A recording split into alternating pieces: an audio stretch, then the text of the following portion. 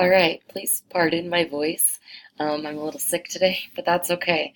So today we're going to go over Photoshop and we're going to talk about our photo edit with layer masks.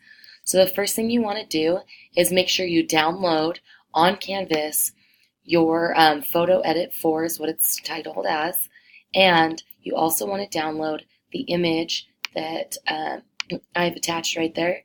It's called Photo Edit 4, and it's this beautiful picture of some tulips. The end image will look something like this. All right. So what you're going to do is we're just going to follow through these same steps. I'm going to go through each one so that we are very clear about what we do. We already downloaded the attached image, so we're going to open up a new Photoshop document.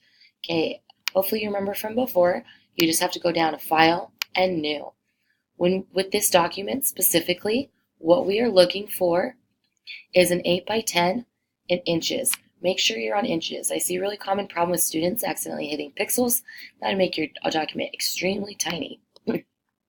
Once we're on inches, the other things we want to do are change the resolution to 360 and make sure the color mode is CMYK.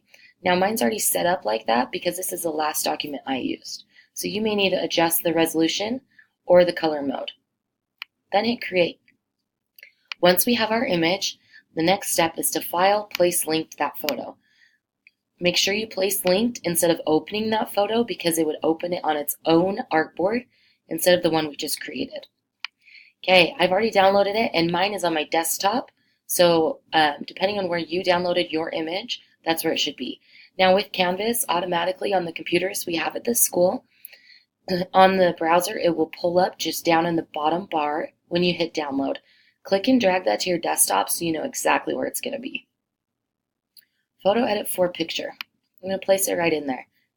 It also looks really blurry. That just means that it didn't quite bring all the data in yet, but as soon as you go to place that, it will, and make it a nice clear image. All right. The next one is we're going to adjust the flower image. So we're going to go to Adjustments and Brightness and Contrast and take the contrast to plus 50. So adjustments are under Image at the top, down to Adjustments, and we're going to go down to up to Brightness and Contrast. And you take the contrast up to 50. That really saturated that image. So you can see this was the before. Oh, well, there you go. There's the before. And there is the after. Now that we've done brightness and contrast, we're going to do color balance. Right here in the steps it says take the top level all the way to the red and the bottom all the way to the blue. So top all the way to the red, bottom all the way to the blue. Again, you find that under Image, down to Adjustments, and Color Balance. Here we go, all the way to the top, and the bottom one all the way to blue. Okay, we're just really enhancing those colors, so when we have that one tulip showing, it will really make a difference on our image. All right, the next step, what we're going to do is we are going to make a new adjustment layer. This is where we're going to make our mask. So right here, make sure you're on your layer, and we're going to go up to Layer, go down to New Adjustment Layer. And we're going to go to Hue and Saturation. So we're going to pull all that saturation out. Now we're going to relabel this layer Flower, so we know that's this new layer we are going to be working on. All right. I hit OK. When I hit OK, you may have noticed that there's a pop-up right here of your adjustments. We're going to take that saturation all the way down. Now don't worry, even though it just went black and white, our color image is still below, as you can see right here.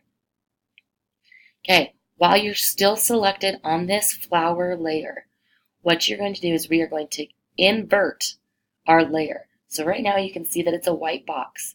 The shortcut to invert something is Command I. So if I hit Command I, you'll notice that my image flipped back to the saturation mode, and right here the flower went to black. So we took the saturation all the way down, and then we inverted the color to black. So the next thing we're going to do is we're going to select the brush tool. Now the brush tool on our Adobe program right here is the 5th tool down. You may not see it, so remember, to change tools under the one that's already set on the home screen, just click and hold, and it gives you lots of options. You just want the regular brush tool. Now, if I were going to erase the entire background, that is super tiny for the eraser. So I'm going to come up here and make my eraser much bigger, at least to go around the background. Once I want to get nice in and close around my flower, I will most likely bring my brush size down. I also am going to change the hardness to be 100, so you get a nice, crisp, clean cut out through that picture. If I had my hardness down, it would be a fuzzy, almost like a sponge-like removal of color. All right, so what I'm going to do is just start at the top, and I'm going to erase out all of this background color. You can see the alterations being made right here on the layer mask. What will be left when we're done is just that single flower. You can decide down here what you want to do. If you want to erase all of it, if you want to erase just the stem, however you want to do it. Now again, I'm just getting as much as I can taken out with this bigger brush tool. So then I can make a smaller brush tool to go in and get those precise details. Zoom in a little bit. Sorry, this is when I get my concentration face going on.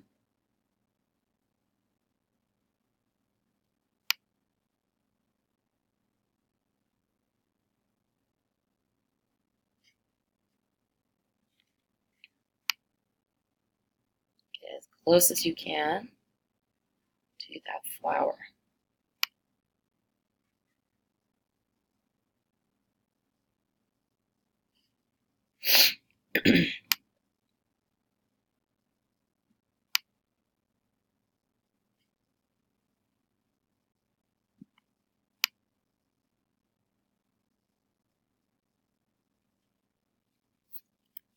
Remember to undo something, like I just got into that little stem. The shortcut is Command-C. You can also pull up your history, which is right here. If your history is not up, you go up to Window and go down to History, pulling that menu up. When that menu is up, what you can do is you can go back each step at a time that you need to. Okay, obviously this stem is what I'm keeping because that's part of the flower that I want to be highlighted with color. However, if you can see this petal or this leaf from a different flower is coming right in front of my stem. So what I'm going to do is I'm actually going to make a very small pixelated brush and go right on the top, since that petal or that leaf kind of blocks it out. Bring it back up a little bit so it's not as bad. To erase the rest. Oh.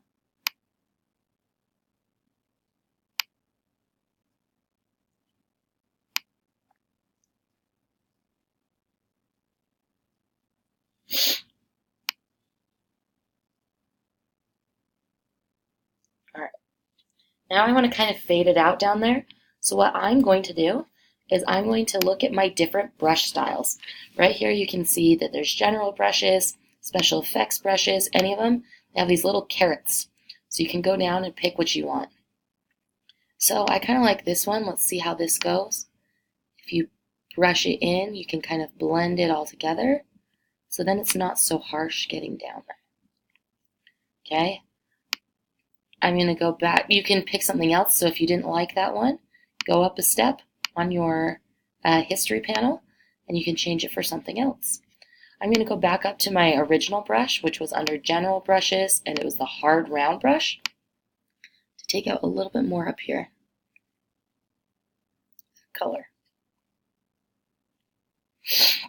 All right, when you're happy with it and you have your whole document set up, it should once again be a centered image. Right there, you can tell that if it's centered or not, because it will line up automatically for you with adjustments in Photoshop. You'll have one flower that is in color and it is extra saturated with, and remember we brought up the reds and blues in it to give it a color pop.